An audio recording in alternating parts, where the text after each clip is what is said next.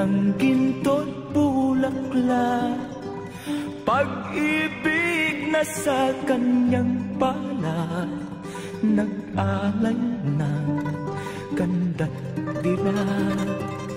At sa kanyang yumi at ganda, dayuhan ay nahalina. Bayan ko, binihag ka, nasadlak sa dusa.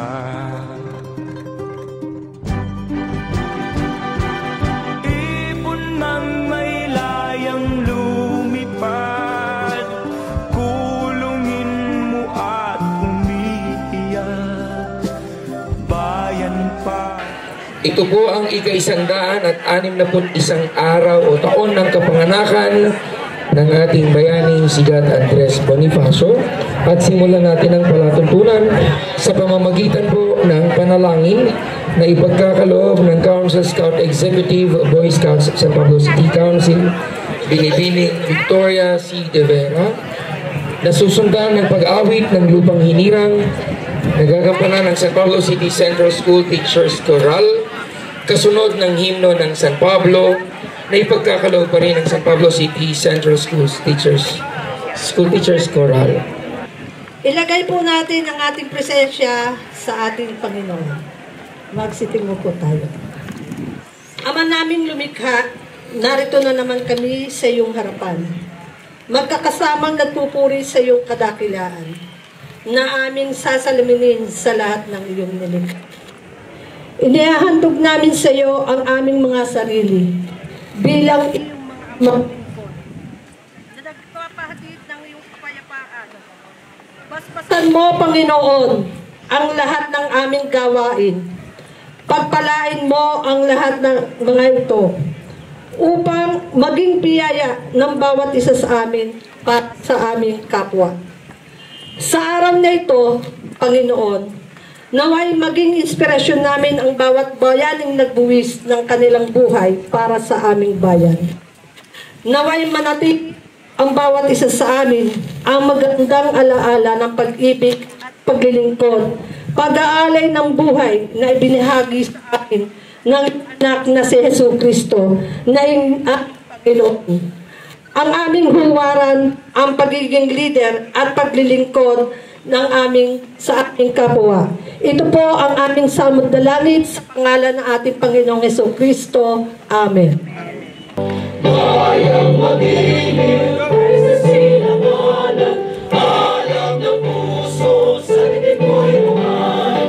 Lupang hinirang, buwan ng mag-ibig, sa manlulupig, di ka masisingin, sa dagat at mundo, sa sinuyan, sa langit mabagaw, may akong lahat amin sa paglayang minalaman, ang isang ng matawag mo'y tagumpay na natin.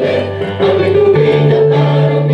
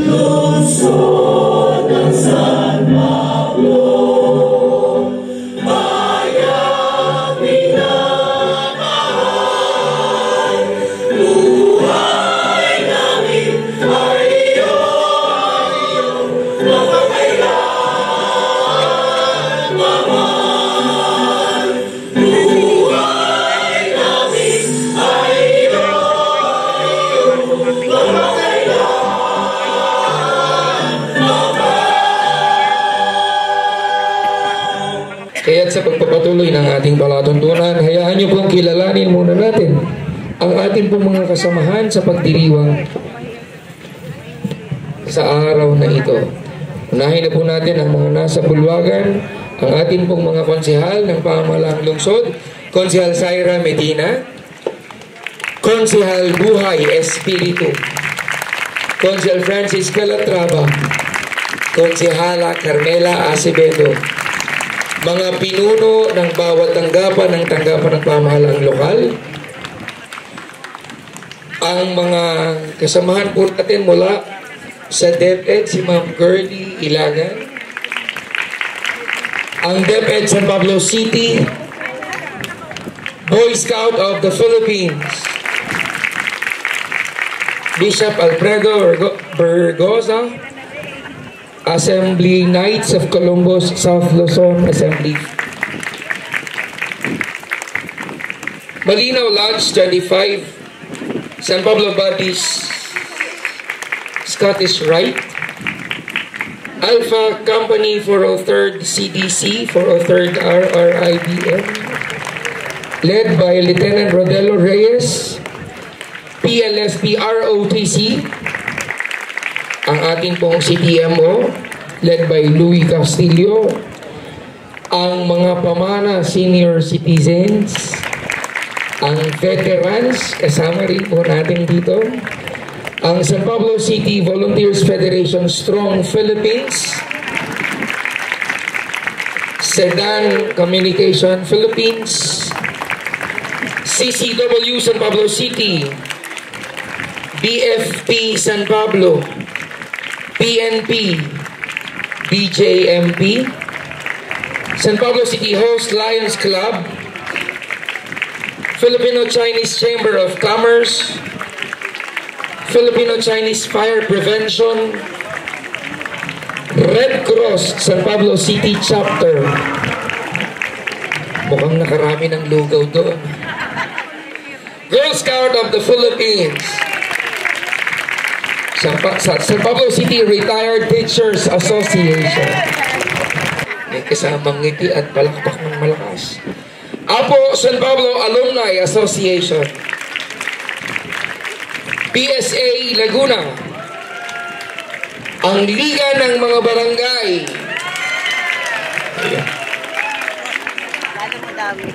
opo, doble ang itlog ng lugar. YWCA Young Women's Christian Association, Emerald Lions Club, NFWC Samahan ng Kababaihan ni Tita Eva Tizon, Seven Lakes Fire Volunteers, Order of the Malay, Werner Paul Shatilig number 27, Pitunglawa Assembly number 21, Supreme Action Force or SAF, Sanggunang Barangay ng 5D. Nakabukod pa pala yung sa liga ng barangay.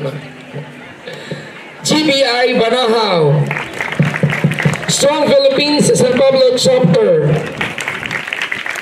Stag Mainstream, Stag San Joaquin Chapter, Stag San Antonio Dos Chapter, Stag Santa Ana Chapter. So, may sabi ni Stag San Pablo City. At siyempre, SPRI or SPRIT, Kiwanis Club of Sete Lagos, St. Paul Cooperative Union, Government Employee Multipurpose Cooperative or GEMCO, Reserve Officers Legion of the Philippines, SPYDC, San Pablo City Water District at GBI Magilas. Maraming salamat po sa inyong pagdalo. Tunay na ang araw kung ito ay napakasaya at napakahalaga sapagkat kagaya ng nabanggit, ito lamang po ang tanging pagdiriwang ng ipinagdiriwang natin kay God Andres Bonifacio ay ang kanyang kaarawan. At ito nga ang ika-160 araw ng kanyang kapanganakan. Kaya sa patuloy na pagsisimula ng ating palatuntunan, ating pakinggan ang pambating panimula mula po sa ating pangalawang punong lungsod na kakatawanin ng ating pong masipag na konsehal. Ang inyo pong palakpakan para kay Konsehal Francis Calatrava. Maraming salamat po sa ating tagapagpakilala, Sir Galicia. Una ay ang paghingi po ng paumanhin ng ating pong mahal na Mayor, Vicente Bicamante. Ganun din po ng ating Vice Mayor, Justin Colago, sa paghindi po nila sa pag-attend ngayong umagang ito, sapagat may mga nauna po silang commitment. Kaya't sila humihingi po ng paumanhin sa bawat isa. Ganun pa man, ay pinababatid po ng ating mahal na Mayor Vicente Bicamante at ng ating pong mahal na Vice Mayor Justin Colago ang kanya pong pakikiisa ngayong umagang ito sa pagdiriwang ng ating Andres Bonifacio Day. Ganun din po ang pakikiisa ng ating pong mahal na Congressman Ambel Amante. Ganun din po ang pakikiisa ng ating pong may bahay ng ating mahal na Mayor Vicente Bicamante, ang ating pong soon-to-be Vice Governor Jem Retuerto Castillo Amante. Ganon din po ang ating pong pagbati sa lahat po ng ating mga kasama sa paglilingkuran. Nandito po ang ating mga kasama sa Sangguniang Palunsod. Kasama po natin si Konsihala Carmela Acevedo. Kasama po natin si Konsihal Buhay Espiritu. Kasama po natin si Konsihal Zaira Medina. Ganon din po ang ating pong pagbati sa ating pong mga masisipag at maaasahan ng mga barangay chairman at barangay chairwoman. Ganon din po ang ating pagbati sa lahat po ng mga departamento na nandito ngayon sa pangunguna po ng kanilang mga hepe at masisipag na kawani ng lokal na pamahalaan. Ganon din po ang pakikiisa ng ating pong city admin, ang kuya ng bayan. Walang iba, palakpakan po natin, City Admin Larry Amante. Ganun din po ang pakikiisa. At nandito po ngayong umagang ito, Ma'am Gertie Ilagan. At sa ating pong mga kasama po ngayong umagang ito, na mga civic at religious organization. Isang makasaysayang araw ang ating ipinagdiriwang ngayong Bonifacio Day. Sa araw na ito, binibigyan pugay natin si God Andres Bonifacio, isa sa mga dakilang bayani ng ating kasaysayan. Siya ay nagpakita ng sakripisyal na pag-ibig, isang pagmamahal na hindi matatawaran para sa bayan. Sino ba ang in love sa ngayon? Hindi lang romantic love ang umiiral. Mga kababayan, meron tayong iba't ibang uri ng pag-ibig. Eros o ang nakakakilig na pag-ibig. Philia, ang pagmamahal natin sa ating mga kaibigan at kapwa. Agape, ang wagas na pag-ibig natin sa Diyos. At Storge, ang makabayan at sakripisyong pag-ibig na ipinakita ni Andres Bonifacio. Isang uri ng pagmamahal na dapat nating tularan, hindi lang para sa bayan, kundi pati na rin sa mga taong kasama nating ipinaglalaban ang ating mga adhikain. Sa ganitong diwa, ipinaalala ng ating pangalawang punong lungsod, Vice Mayor Justin Colago, na ang pag-ibig ay may pagmamalas hindi lamang para sa ating mga mahal sa buhay, kundi pati na rin sa ating bayan. Makikita ito sa mantra ng kanyang panunungkulan. Pamahalaan patuloy na ilapit sa mamamayan. At lagi rin niyang ipinagtutugabilin ang mahalagang prinsipyo na ang bayan bago ang sarili. Dagdag pa rito, hinihimok niya tayong bigyang halaga ang edukasyon at pagkakaisa at aktibong pakikilahok sa mga gawain para sa ikaunlad ng ating komunidad. sa mga kabataang naririto. Kayo ang susunod na henerasyon ng mga leader na magdadala ng pagbabago. Naway patuloy nating isabuhay ang diwa ng radikal na pag-ibig ni Andres Bonifacio. Isang pagmamahal na kayang magdulot ng makabuluhang pagbabago sa ating bayan. Mula po sa ating minamahal na pangalawang punong lungsod, Vice Mayor Justin Colago, patuloy nating nasaing maging pinakamabuti sa ating mga kaparaanan at mga kakayahan upang sa gayon ay ating maipakita ang pagmamalasakit at pag-ibig sa bayan. At sa bahagi naman po ng inyong lingkod, Konsehal Francis Calatrava, na nagsasabi, piliin po lagi nating maging mabuting tao sa ating kapwa at piliin po nating maging mabuting mamamayan para sa ating minamahal na lungsod ng San Pablo. Muli, maraming salamat po at isang makasaysayang Bonifacio Day sa ating lahat. Maraming salamat sa ating pong tagapagsalita, Konsehal Francis Calatrava. Sa susunod na bahagi ng palatuntunan, pakinggan po natin ang mensahe naman ng kabayanihan. Ito po ay pagkakaloob sa atin ng tagapamanihala ng paaralan sa lungsod ng San Pablo. Palakpakan po natin, Binibining Girlie M. Ilagan. Sa ating lahat, isa pong malamig pero mapayapang umaga. Sa lahat po kasama namin dito, muli po magandang umaga. Hindi ko na po kayo isa-isahin. Dahil sabi ni Sir Gali, baka matunaw, pero definitely Sir Gali, tayo ay matatapos ng mas maaga. Una po, ang kabayanihan ni Andres Bonifacio. Taon-taon po magkakasama, parang 2 taon ko na kayong nakakasama tuwing November 30. Sa pagdiriwang po ng Andres Bonifacio, sabi nga, nakakalungkot man, pero pag titingnan, siya lang talaga ang bayani na ipinagdiriwang natin ay ang kanyang birthday. Sa kadahilan ng alam nating lahat na nagbuhay siya ng buhay at hindi tiga-ibang bansa ang kumuha ng kanyang buhay. Ano man ang dahilan ng kumuha ng kanyang buhay, ang ating tatandaan, may 2 lang bagay na ibinigay sa atin si Andres Bonifacio na dapat nating tandaan, lumipas man ang napakaraming taon. Una, pride and identity.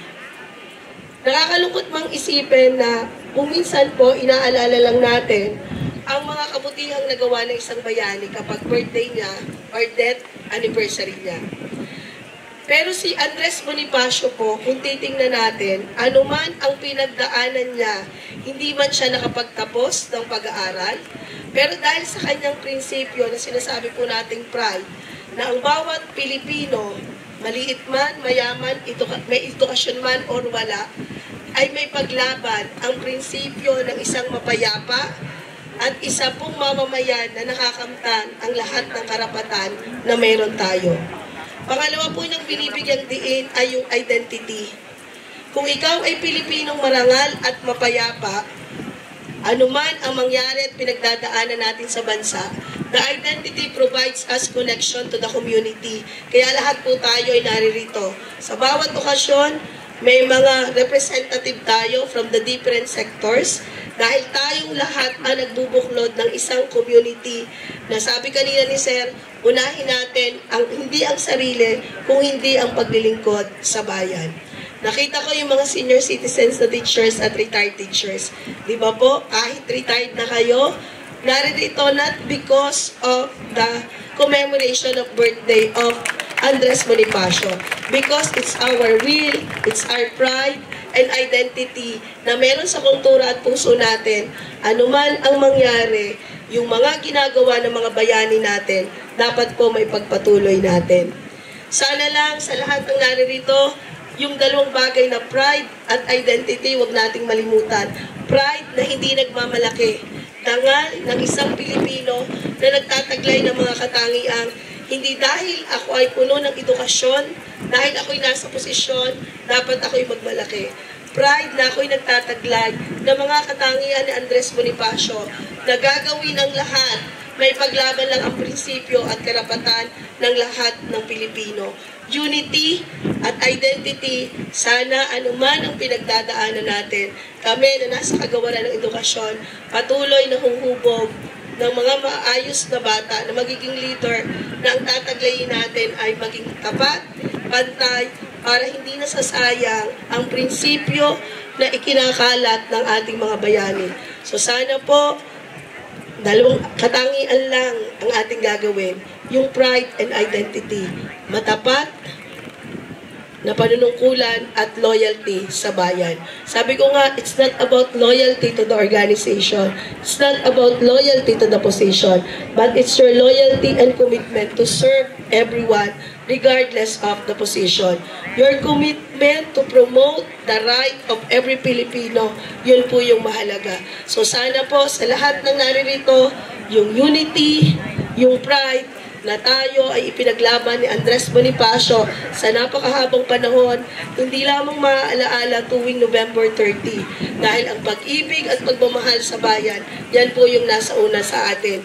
Kaya nga sabi, may posisyon man o wala, nasa education sector man or nasa anumang sector, tayong lahat ay naririto because we belong to the same community with only one aim and goal, to make every Filipino's life, sabi nga po, happy, contented, and free sa lahat ng mga pagsubok at paglalaban na mag-aalis ng ating karapatan. So sa ating lahat po, magandang umaga po sa inyong lahat. Maraming salamat po. Muli palakpakan po natin Dr. Girlie Ilagan sa kanyang mensaheng iniwan. Pride and identity. Kapag malaki tayo bilang Pilipino, ipagmalaki natin tayo'y Pilipino. Ang ating identity o pagkakakilanlan bilang isang Pilipinong matatag at marangal. Kaya naman sa bahaging ito, atin pong pakinggan ang mga mensahe ng kabayanihan mula sa atin pong mga konsehal na nasa ating unahan. Tawagin po natin, Konsehal Carmela Acevedo.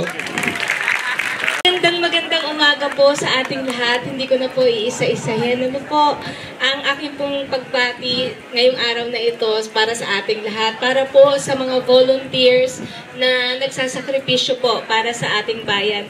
Dahil ang paggunita po ng araw ni Bonifacio or Bonifacio Day ay pag-alaala ng kanya mga sakripisyong ginawa para sa ating kalayaan. Ano po? Kaya po sana tayo po bilang mga Pilipino ay matuto rin po na unahin po natin ang ating kapwa, unahin po natin ang pagmamahal sa kapwa bago po ang ating sarili. Maraming pong salamat at magandang umaga po sa ating lahat.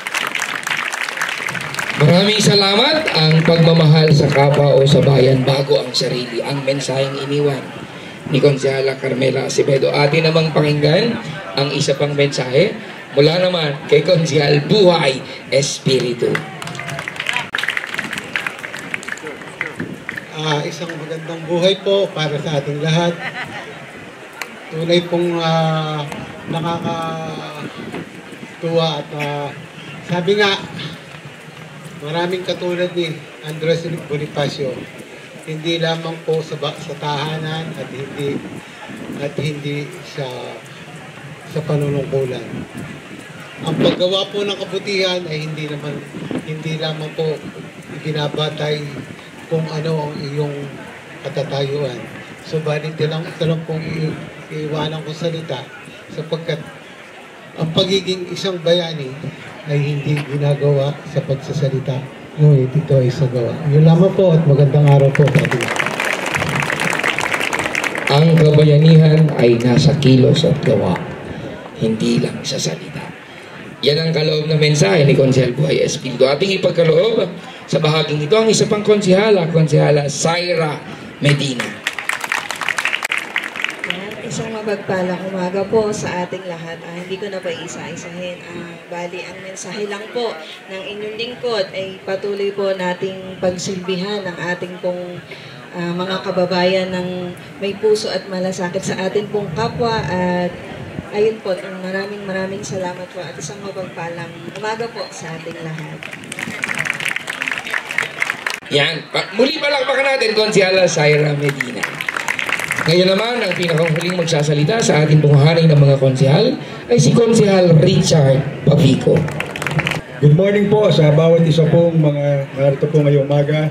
Lalo tigit po sa mga leader ng iba't ibang samahan at sa ating pong mga minamahal na mga lingkod bayan na kapitan ng bawat barangay dito po sa lungsod ng San Pablo. Isa pong mapagpala at mapagpalayang umaga sa bawat isa. Ang inyo pong lingkod, si Konsehal Richard Pavico, ay nakikisa po sa bawat isa sa paggunita ng araw ng ating dakilang bayani, si Gat Andres Bonifacio. Ito po ay hindi po lamang araw ng ating pong dakilang bayani na si Gat Andres Bonifacio, kundi ito po ay paggunita natin sa kadakilaan ng ama ng Katipunan.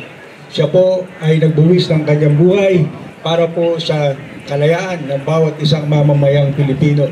Sana po ay hindi po lamang natin gunitain ang kanyang katapangan, ang kanyang karunungan bilang ama ng Katipunan. Manapay ating pong gunitain ang mga aral na iniwan po ni Gat Andres Bonifacio na hindi po lamang paghihimagsik ang paraan upang maging bayani.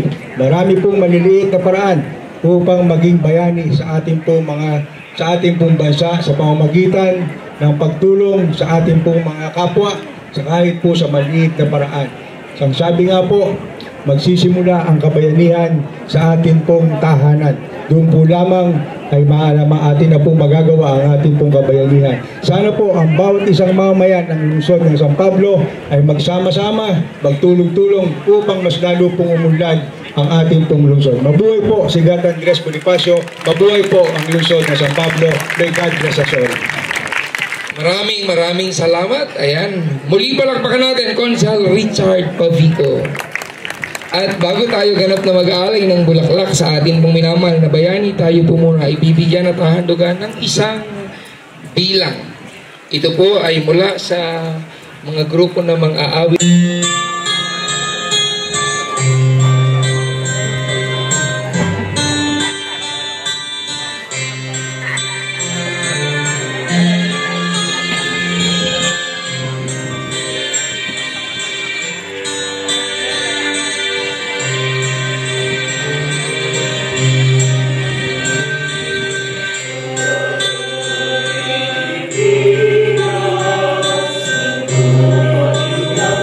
Ito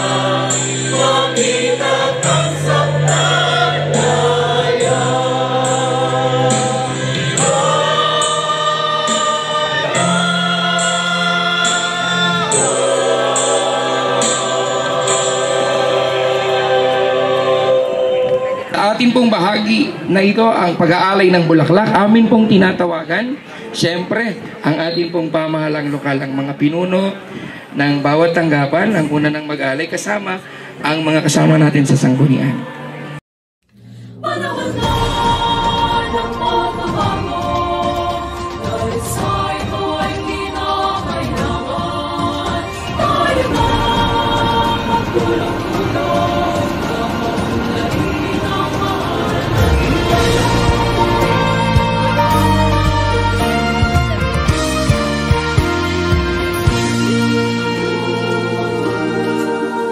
Panahon na ng pagbabago, dahil sa ito ay kinakailangan tayo na magtulong-tulong, napaunlarin ang mahal nating bayan.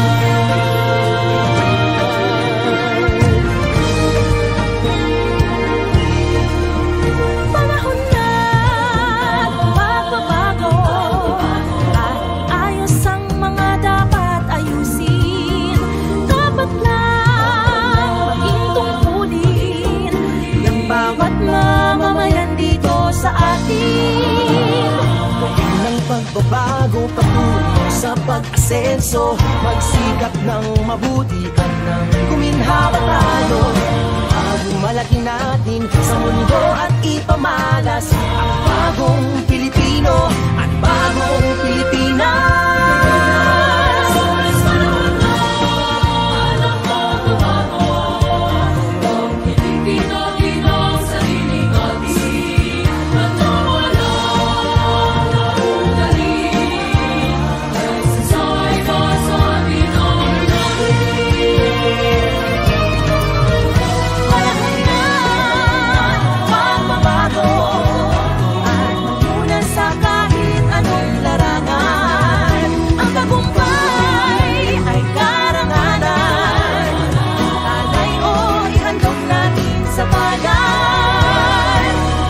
Ulit ng napatunayan ng Pilipino ang husay at takas, kagandahan at talento. Makipagpaligsahan kahit anong oras, ang bagong Pilipino at bagong Pilipinas.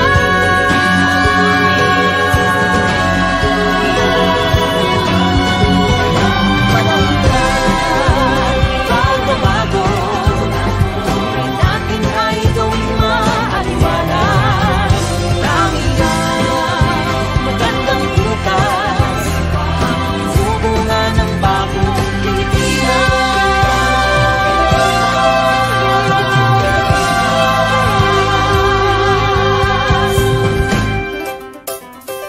Panahon na.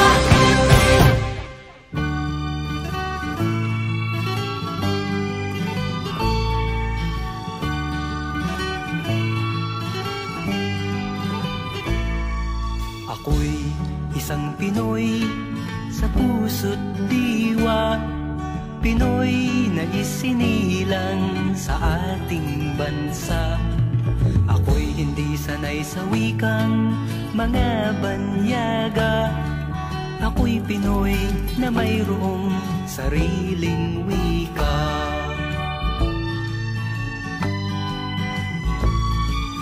Wikang pambansa ang gamit kong salita, bayang pong sinilangan, hangad kong lagi ang kalayaan. Sigat Jose Rizal nooy nagwika, siya ay nagpangaral sa ating bansa. Ang hindi raw magmahal sa sariling wika ay higit pa ang amoy sa mabahong isda.